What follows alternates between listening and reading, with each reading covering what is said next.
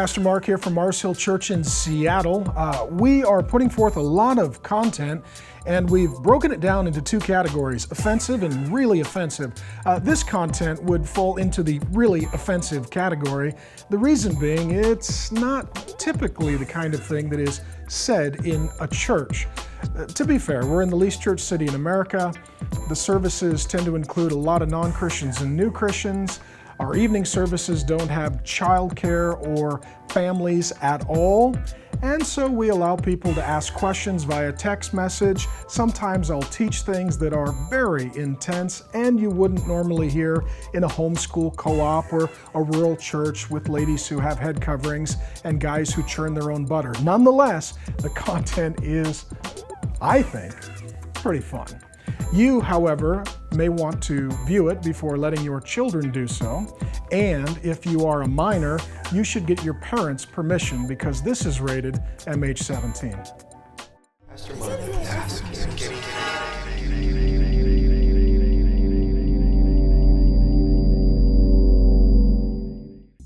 What you are about to experience is unusual, and it's an experiment that we've undertaken regarding text messaging. Here's how it works.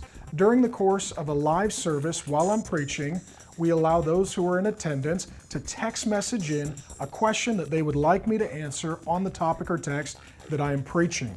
Those are then filtered and screened, sent directly to me on the stage, and without any notification or preparation, live on the spot from my gut, for better or for worse, I answer the question, honest, real, live, raw content made up on the spot.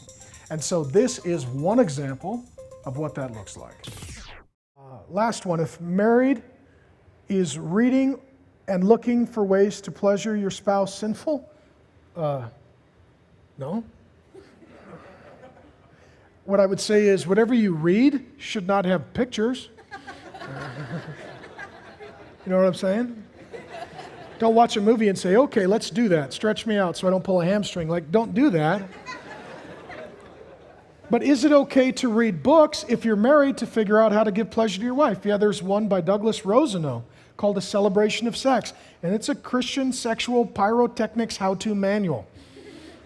I mean, it's about all kinds, oral sex and hand jobs and lubricants, and it covers the whole thing. And if you're married, yeah, you want to read it with your spouse. Say, hey, here's this, here's this, here's this. It's really good. Dr. Ed Wheat's got another book called Intended for Pleasure. There are books like that, even from Christians who love Jesus, that talk about all the pleasures and joys and the anatomical structure of the body and the ways to please your spouse and to have the most joy. And you know what? I would wholeheartedly encourage it. If you don't know anything about your spouse's body because you don't have any sexual experience, I'd say praise God. Do your homework. Do your research together. Experiment together. Don't take it too seriously. Enjoy one another, love one another, have a little fun with it, figure out what feels good, talk to one another. And if you study and learn, then you can experiment and your spouse can tell you, I like that, don't do that ever again. That hurt like crazy. But looking for ways to please your spouse is wonderful. It's biblical. I'll tell you why. It builds intimacy, love, joy, trust, and pleasure. Furthermore, it helps to safeguard and protect a marriage from temptation. I'll be totally honest with you and say this. I'm a totally faithful guy to my wife. Now, I would say, sure, that's because I love Jesus, that's because I love you, that's because I love my kids, that's because I love my wife. I've been totally faithful to my wife by God's grace. One of the reasons I've been totally faithful to my wife, we have a very enjoyable marriage relationship. We love each other, we take care of each other, we have fun together, I'm satisfied with her, and she's satisfied with me, and my goal is to make her happy, and her goal is to make me happy. And you know what? I think Christian marriage gets a really bad rap.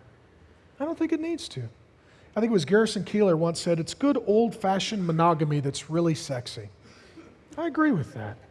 I agree with that. And so it's a good thing to be a husband who says, honey, I want to find Christian literature like Rosenau's book. I want to figure out how to have fun with you. I'm going to try some stuff. You tell me if you like it. You can try some stuff. I'll tell you if I like it. Let's not be ashamed. Let's not be embarrassed. Let's not look at porno. Let's not, because we're thirsty, go drink from the toilet. But let's find some good godly resources so that we can have fun.